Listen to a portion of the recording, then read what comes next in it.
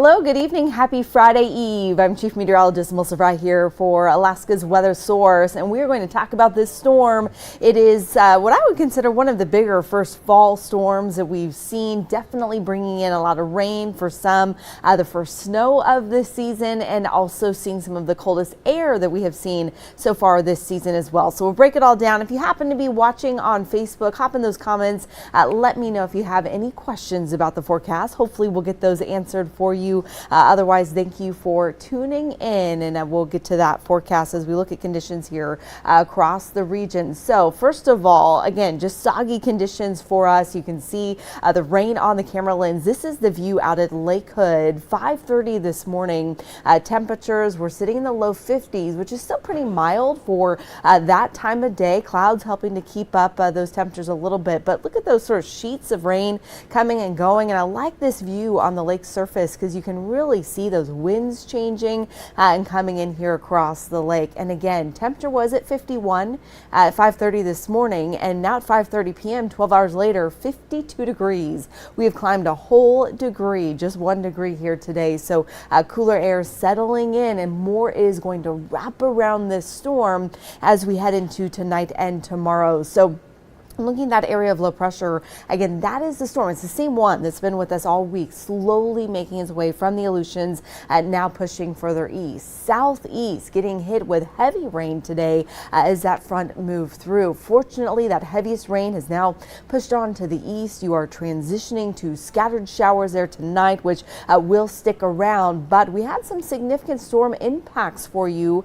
earlier today. Storm reports coming in. Look at this one reporting flooding observed there along this particular intersection there of Charter Street and looks like Edgecombe Drive. That was early this morning. I saw some pictures even showing some gravel and debris that was left behind after that flooding. And then just a little further south, also seeing flooding there along Monastery Street. So high water in the area. I did hear reports of at least one small kind of minor landslide in this area, but anytime the land is moving, I would consider that a pretty significant event. It even took out some trees, and the land, at least one building was kind of pushed away. So dangerous conditions when you just get this much water all at once. It really has nowhere else to go. Unfortunately, more is coming. For southeast, again, not as heavy rain, but we do still have some bands of heavy rain that are going to push here into the valley. For those of you in the Susitna Valley, this has been ongoing. This is now the third storm to really push those water levels in rivers and streams to bank full. And again, for the Yentna River, specifically there at Lake Creek, it's expected to spill its banks again. So flooding is likely in this area around Yentna. Please use extra caution. That flood advisory is still in effect all the way through Saturday morning. Now, if you're doing any traveling in the higher elevations, especially along the Parks Highway in near Denali National Park, look at this fresh snow today, not only falling but sticking. A couple inches of snow there near Denali today. This is again right along the Parks Highway, and we're going to see additional snow in this area tonight into tomorrow. Another 2 to 4 inches. Winter weather advisory still in effect for you there. Even Healy will see some snow mixing in with the rain tonight, early tomorrow morning. I like to call that chunky rain when it's rain that definitely has some of that melting snow still in it. So winter weather advisories again in effect there through Saturday morning. Now here, look at those rainfall totals. It's another 4/10 of an inch of rain that we have seen in Anchorage today, lesser in Kenai, and that's just because of how this rain is coming in and how it's coming in up over the mountains. So in Kenai, a lot of that moisture is still blocked by mountains, but Homer picking up more than 4/10 of an inch of rain for you today. Seward, similar conditions, but look at Portage. Again, nothing blocking the rain. That's shooting straight in there across Prince William Sound, and you picked up about an inch and 2/3 there today. Showers extending into Fairbanks. We have seen rain every single day in September. It hasn't been a lot of rain in the interior, but it's certainly been wet with consistent light rain there. Showers to the slope, which is mixing with snow. And then again, you can see those heavy rainfall totals down in southeast Ketchikan picking up well over an inch and a half today. So we are still seeing those showers pushing east. As for the wind, nothing extreme at this point with this storm. It doesn't have any high pressure on either in to really squeeze or funnel that wind, but you can see breezy conditions higher near Ukiyavik at about 36 miles per hour, breezy all the way down the west coast. Cold Bay still seeing gusts to 31 miles per hour, and southeast still seeing breezy wind conditions there as well.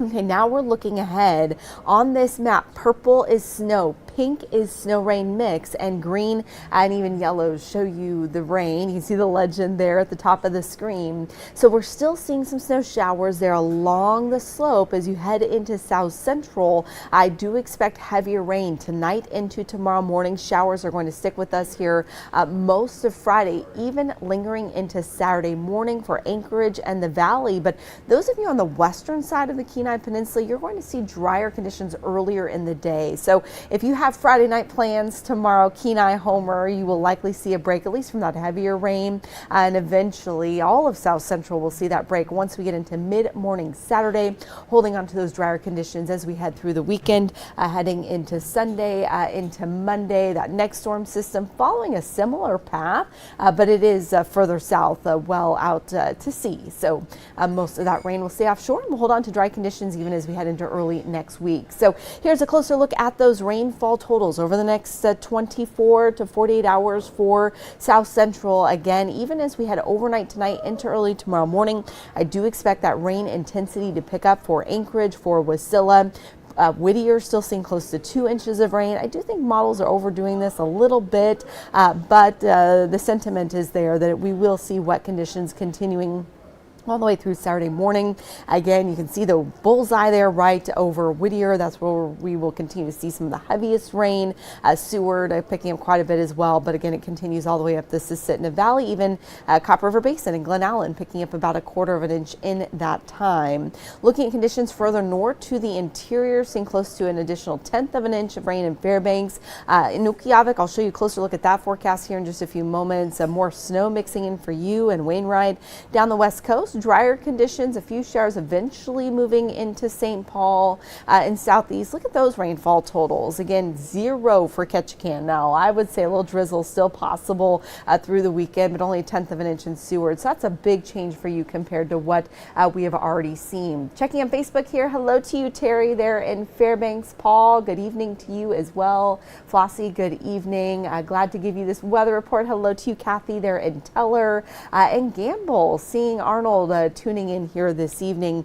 Gamble seeing some of the nicest weather in the state here, at least over the past couple of days. We know that changes quickly, though, ahead of the next storm.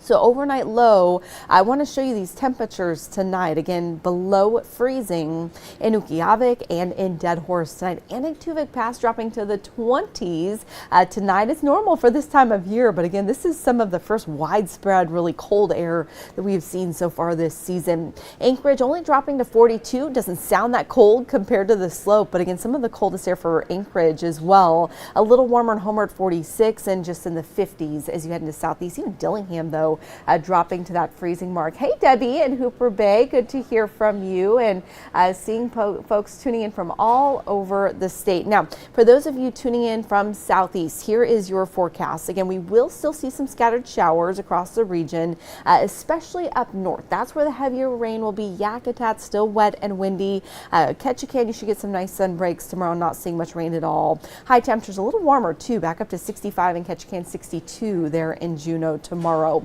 Now through the Aleutians, we're going to see those high temperatures in the low to mid 50s. Again, seeing eventually some light rain pushing in into Adak and St. Paul. Further north, though, again, that's where we're going to see snow likely in Wainwright, snow likely continuing in Anaktuvik Pass, snow rain mix in Ukiyavik and into Dead Horse, seeing chances for snow rain mix there as well. Across South Central, we are going to hold on to those scattered showers. Again, lighter rain tomorrow for Kenai and Homer. That'll end earlier in the day for you. Kodiak, you're done with this storm. It has now finally pushed east of the area. You'll get some nice sun breaks and high temperatures back into the mid 50s. Now, across Prince William Sound, you're still going to see that rain for your Friday. Be ready for it. 51 in Whittier. Seeing chances for some showers still in the Copper River Basin, mid 50s there with breezy winds gusting to near 25 miles miles per hour. Into the valley, holding on to that rain, especially overnight tonight into tomorrow morning, and then transitioning to showers through the day. High temperatures just upper 40s and low 50s. So cooler conditions. Again, some of the coolest air that we've seen so far this season. Again, we do still have that flood advisory in effect for the Yentna River. For Anchorage, we'll see that rain overnight tonight. Be ready for a soggy morning commute. If you take the bus, you walk or ride your bike, definitely be prepared for that heavier rain earlier in the day. You might luck out later in the afternoon as we see a transition to showers. That'll continue through early Saturday morning. I know I will be out at Kincaid Saturday morning for my son's cross-country meet, and I've been watching this so closely, hoping the rain would end before we're out there. And it does look like the heaviest rain should come to an end by about 8 o'clock Saturday morning. So if you do have outdoor plans Saturday, there's a chance for some showers in the area where there's nothing that's just going to dry us out or clear us out instantly. But at least that consistent heavy rain will come to an end overnight Friday. Looking ahead to the rest of the weekend, again, not crystal clear by any means. We'll still have some cloud cover. A sprinkle here or there is possible, but definitely much drier and much warmer. Friday will be the coldest day. High temperatures at about 57 degrees on Sunday. Sun breaks continue into Monday. Even next week, we do have a chance for an isolated shower here or there, but none of these big organized storms like what we have been seeing here this week. And those temperatures bump up a little bit too. Still in the 50s, not the 60s for this entire week, but at least mid to upper 50s. And for those of you in the interior, again, holding on to chances for showers again on Friday. You'll see drier weather though, likely Saturday or Sunday. Same story, a little drizzle here or there, and isolated showers still possible, but really the bigger impacts will come from the temperatures. 34 degrees Friday night in town in Fairbanks, and then only reaching a high temperature of 47 on Saturday. It does warm up with some sun breaks as we head into the second half of next week, with those high temperatures getting back into the mid to upper 50s. So again, thank you all for tuning in. We are getting ready here for the 6 o'clock news. That starts here in just 15 minutes. So if you stay tuned right here, if you're watching on our streaming device, you can just stay right here and it'll transition right into the 6 o'clock news at the top of the hour. Now, if you're watching on Facebook and don't know, maybe you don't have a TV or you don't have cable or an antenna, you don't need one these days. If you happen to have Roku, Apple TV, Fire TV, you can just look for Alaska's news source. It's a streaming app just like Hulu and Netflix.